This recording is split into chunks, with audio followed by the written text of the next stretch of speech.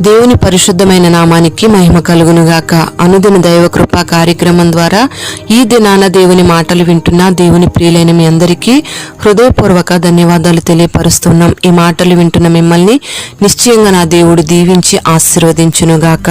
Hebrew పత్రిక 12వ అధ్యాయం 24వ వాక్యాన్ని చదువుకుందాం. క్రొత్త నిబంధనకు మధ్యవర్తి అయిన యేసు నొద్దకును హేబేలు కంటే మరి శ్రేష్టముగా పలుకు ప్రోక్షణ రక్తమునకును మీరు వచ్చి ఉన్నారు అని ఈ వాక్య భాగంలో రాయబడి ఉంది. Praise the lord. ప్రియ దేవుని బిడ్డలారా, క్రొత్త నిబంధనకు మధ్యవర్తి అయిన యేసయ్య వద్దకు హేబేలు కంటే మరి శ్రేష్టముగా పలికే ఆయన ప్రోక్షణ రక్తము దగ్గరకు మనం వచ్చి ఉన్నాము. యేసయ్య యొక్క ప్రోక్షించబడిన రక్తము హేబేలు యొక్క ప్రోక్షించబడిన రక్తము కంటే కూడా శ్రేష్టమైనది అని ఈ వాక్యం తేటగా తెలియపరుస్తుంది. హేబేలు యొక్క చరిత్రను గురించి మనం ఆలోచన చేస్తే, కయీను హేబేలు అన్నదమ్ములు. వీళ్ళిద్దరూ కూడా ఆదాము హవ్వల యొక్క కుమారులు. కయీనేమో భూమిని సేద్యపరిచేవానిగా ఉన్నాడు, హేబేలేమో గొర్రెల కాపరిగా ఉన్నాడు. మరి వీళ్ళిద్దరూ కూడా దేవునికి అర్పణను అర్పించారు. కయీనేమో తనకు కలిగిన దానిలో కొంత తీసుకొచ్చి దేవునికి అర్పణ అర్పించాడు. హేబేలేమో తనకున్న వాటిలో తొలిచూలువైన శ్రేష్టమైన వాటిని తీసుకొచ్చి దేవునికి అర్పణ అర్పించాడు. అప్పుడు దేవుడు హేబేలు యొక్క అర్పణను అంగీకరించాడు, కయీను యొక్క అర్పణను అంగీకరించలేదు. హేబేలు యొక్క అర్పణను దేవుడు అంగీకరించినందువల్ల కయీను యొక్క ముఖం చిన్నబోయింది. అంతేకాకుండా కయీను హేబేలు మీద పగపెట్టుకొని అతని మీద పడి హేబేలును చంపాడు. అప్పుడు హేబేలు రక్తము భూమి మీద ప్రోక్షించబడింది. హేబేలు యొక్క రక్తము నేలలోంచి మాట్లాడుతూ దేవునికి మొరపెడుతూ ఉంది. ఈ హేబేలు యొక్క రక్తము ఏమని మొరపెడుతుందంటే, నాకు న్యాయం చేయమని, నాకు తీర్పు తీర్చమని మొరపెడుతూ ఉంది. అన్యాయముగా ఈ హేబేలు చంపబడడం వల్ల ఈ రీతిగా ఈ రక్తము మొరపెడుతూ ఉంది. ప్రియ దేవుని బిడ్డలారా, మనం గమనించినట్లయితే మరి యేసయ్య రక్తము మన కొరకు ప్రోక్షించబడింది. ఈ యేసయ్య యొక్క రక్తము కూడా మొరపెడుతూ మాట్లాడుతూ ఉంది. ఏమని మొరపెడుతుందంటే, తండ్రి వీరందరినీ క్షమించు అని మాట్లాడుతూ ఉంది. ప్రియ దేవుని బిడ్డలారా, మనం గమనించినట్లయితే మనుషుల యొక్క రక్తము న్యాయము కొరకు, తీర్పు కొరకు పోరాడుతుంది.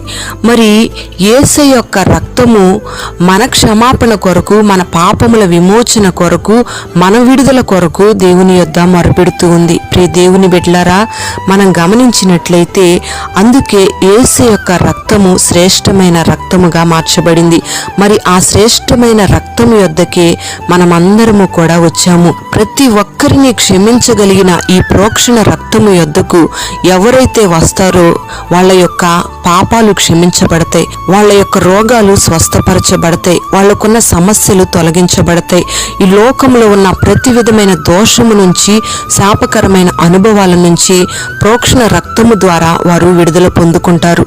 ప్రియ దేవుని బిడ్డలారా, ఈ దినాన యేసయ్య యొక్క ప్రోక్షణ రక్తాన్ని నీ కుటుంబము మీద, నీ ఉద్యోగము మీద, నీ ఆరోగ్యము మీద, నీ ఆర్థికమైన వ్యవస్థ మీద, నీ కుటుంబంలో సమాధాన వ్యవస్థ మీద, నీకు కలిగిన సమస్తము మీద యేసయ్య రక్తము ప్రోక్షించబడినట్లయితే నీకున్న సమస్తానికి గొప్ప కాపుదల కలుగుతుంది. అంతేకాకుండా ఆ రక్తము ద్వారా సాతాను శక్తులన్నిటినీ నువ్వు జయించగలుగుతావు. వాడి యొక్క తంత్రాలను ముందుగానే నువ్వు గుర్తించగలుగుతావు. యేసయ్య యొక్క శ్రేష్టమైన ఆ ప్రోక్షణ రక్తములోనే మనకు విజయం కలుగుతుంది. యేసయ్య యొక్క ఆ శ్రేష్టమైన రక్తములోనే మనకు విడుదల కలుగుతుంది, కాపుదల కలుగుతుంది, ఆరోగ్యం కలుగుతుంది, గొప్ప రక్షణ కలుగుతుంది.